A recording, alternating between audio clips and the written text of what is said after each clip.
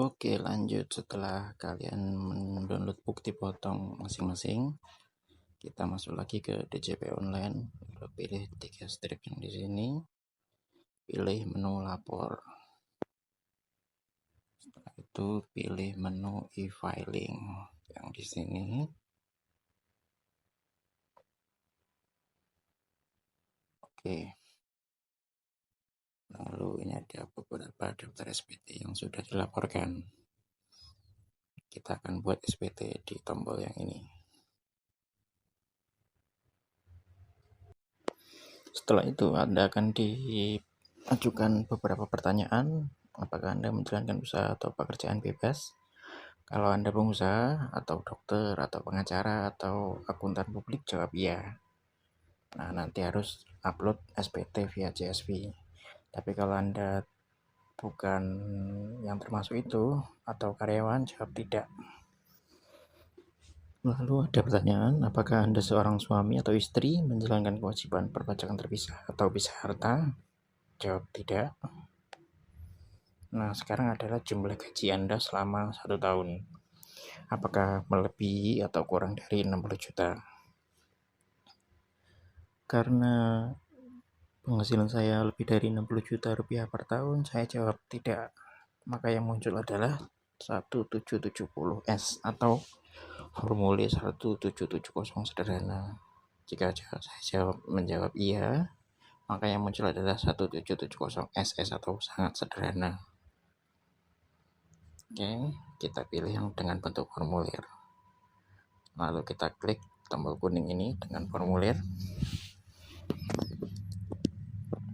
Nah, langkah pertama adalah memilih tahun pajaknya. Kita pilih tahun 2024. Nah, kenapa muncul pembetulan dan angka ke-1? Karena saya sudah melaporkan SPT di masa normal atau yang ke-0. Oke, kita klik selanjutnya. Kita jawab. Nah, nanti akan muncul info sistem menemukan data pembayaran pajak Anda tahun 2024 yang sudah dipotong oleh pemberi kerja. Nah, kita langsung jawab ya atau lalu oke.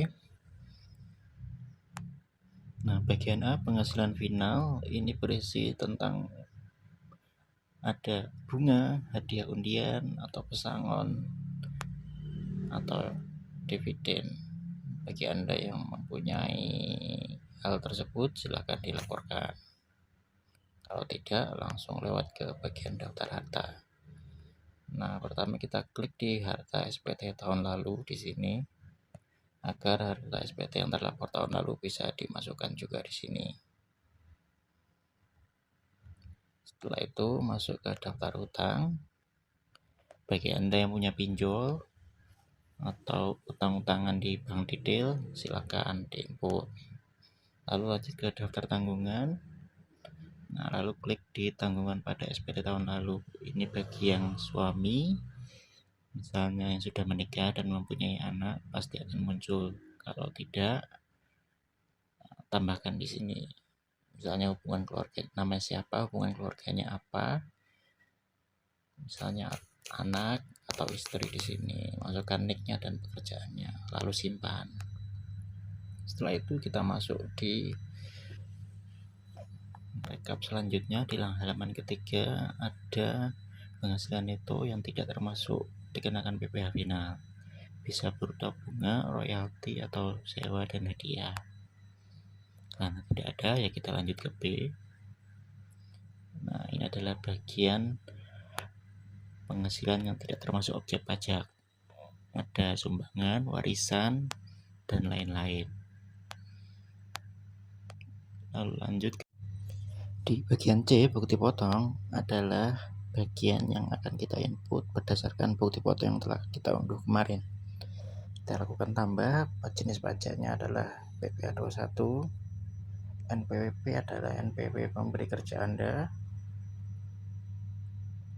lalu nomor bukti pemotongan ada di sini. Nah, ini adalah nomor bukti potong bagian paling atas. Lalu tanggal bukti pemotongan ada di paling bawah di sini. Nah, lalu jumlah yang dipotong kita inputkan di nominal nomor 21 yang di sini. PPh pasal 21 terutang 18 min 19 min 20. Nah, setelah diinput kita simpan, lalu akan masuk di sini. Setelah itu kita klik selanjutnya.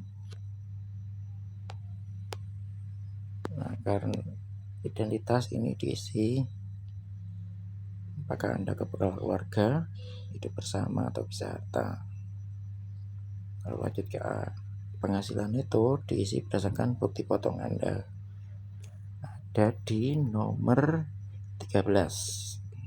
Nah, jumlah penghasilan itu kita isikan. Lalu kita lanjut ke B. Penghasilan tidak kena pajak.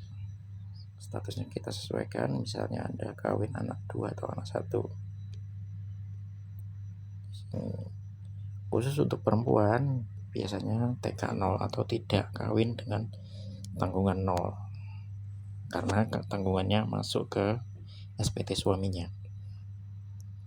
Lalu kita lanjut ke C. Nah, nanti akan terhitung PPh terutangnya.